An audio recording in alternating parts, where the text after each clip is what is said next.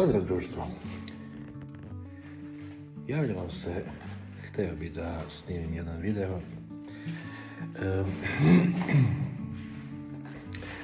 za Angel proizvode.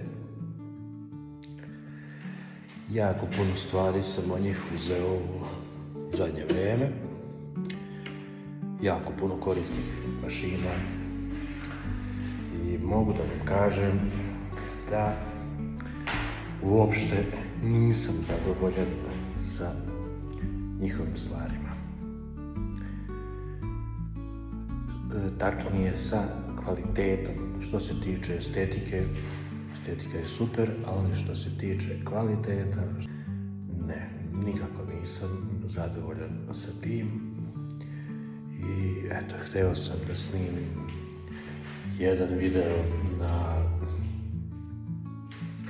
na našem jeziku i da vam kažem eto kakvi su to proizvodi. Znači marka Angel, kao što sam pokazao. Ovo sad trenutno što sam pokazao je obični mali radio na baterije. On je još i ok, ali drugi jednostavno nisam zadovoljan i ne bih preporučio nikome da ih koristi. Kvarljivi su, što su mi neki rekli da